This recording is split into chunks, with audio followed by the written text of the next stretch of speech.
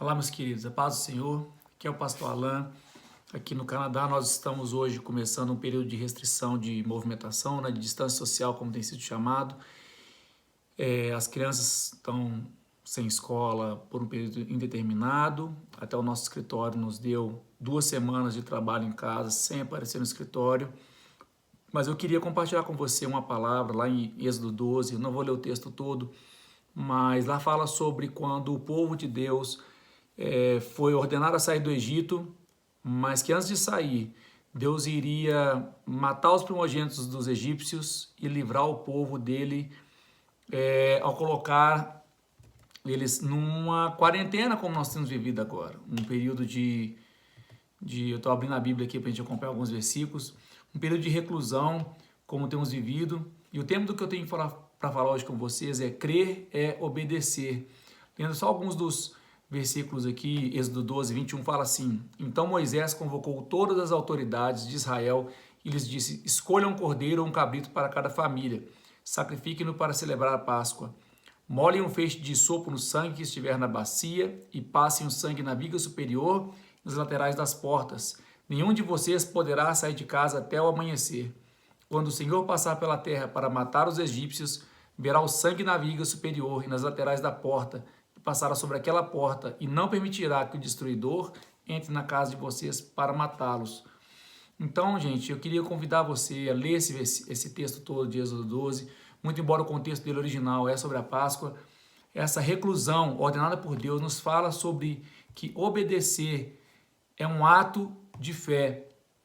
Muitos de nós vivemos esse último fim de semana aqui, pelo menos aqui no Canadá, muitas igrejas, assim como a nossa, não teve a reunião do culto da igreja reunida, mas nós transmitimos online o louvor, a palavra, fomos ricamente abençoados aqui na nossa casa. Eu, minha esposa e meus filhos estávamos ali na frente daquela TV e eu sabia que tantos irmãos estavam juntos naquele mesmo momento, fazendo o que fazíamos, nos dá um senso de amplitude da igreja, da flexibilidade do que é ser igreja e de como a igreja pode operar em meio a situações de crise em que o mundo enfrenta. Então, ter fé é ousadia, mas ter fé é saber ir além e obedecer aquilo que Deus tem para você. Em fé nós nos movemos e em fé nós paramos, como o povo fazia no deserto, quando a nuvem de glória ela movia, quando a nuvem de glória parava. Então eu separei alguns tópicos aqui sobre esse texto de Êxodo 12, que fala um pouco sobre o momento que temos vivido aqui.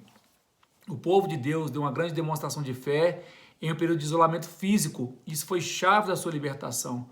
A última ação de Deus ali foi colocar o povo debaixo de uma obediência, de um momento de parar e refletir, porque uma nova fase estava começando em suas vidas. Não foi um ato de medo de forma nenhuma do que Deus ia fazer, mas a obediência deu a eles livramento, capacitação. Deus agiu fisicamente fora das casas, mas ele agiu espiritualmente dentro das casas. Aquela experiência foi um marco de demonstração do cuidado de Deus com quem estava dentro e do poder e contra o poder do mal que estava fora.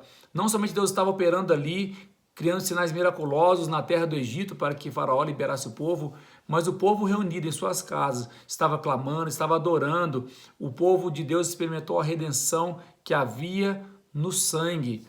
Aquele sangue, inicialmente uma figura do sangue de animal, simboliza o sangue de Cristo que cobre a minha e a sua vida no dia de hoje. Foi um momento também em que o anjo da morte não salvou quem estava escondido na casa, mas estava guardado pela obediência de Deus. O texto diz que o anjo passou por cima. Essa é a origem da palavra Páscoa, passar por cima. E ele passou por cima não daqueles que estavam com medo, mas ao ver o sangue, ao ver o temor daqueles que se sujeitaram a ouvir a voz de Deus, a morte não pôde tocar. Então declara sobre sua vida saúde física, saúde emocional, espiritual, que nós não possamos nos intimidar pelo medo da doença, mas estarmos firmes aqui quietinhos na nossa casa, recolhidos, mas nunca intimidados, sabendo que a obediência às autoridades, a obediência a tudo aquilo que tem sido proposto é para o nosso bem, é para a nossa bênção. Era o momento de estar em família, adorar a Deus. Quantas vezes nós paramos para pai, mãe, filhos, adorar a Deus, louvar? É uma prática que a gente tem sempre aqui na nossa casa, mas um estímulo para na sua casa também, nesse período que está todo mundo em casa aí.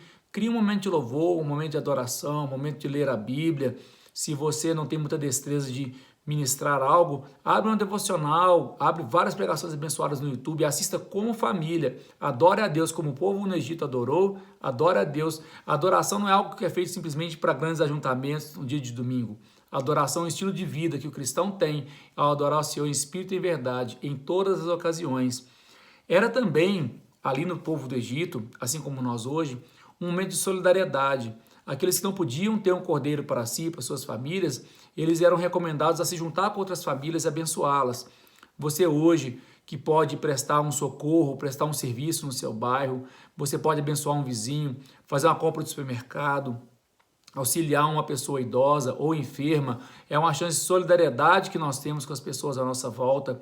Era um momento também de evangelismo, que ao passar toda aquela experiência da morte dos primogênitos, em que o povo de Deus foi guardado, aquilo tocou vários egípcios que acompanharam o povo de Deus para a terra prometida, que nós possamos ser instrumento de bênção, de evangelismo, de profetizar cura, de tocar vidas que estão sensibilizadas por esse momento de incerteza e levarmos a mensagem de esperança de Cristo, que a paz inabalável que está no nosso interior venha transbordar de nossas vidas e alcançar nossos amigos, nossos vizinhos. Aquele momento também marcava o início de uma nova fase do povo de Deus. Deus falou assim, a partir desse momento, esse é o mês 1 do ano 1, de uma nova história na vida de vocês. E novas histórias com Deus nem sempre começam na fase boa.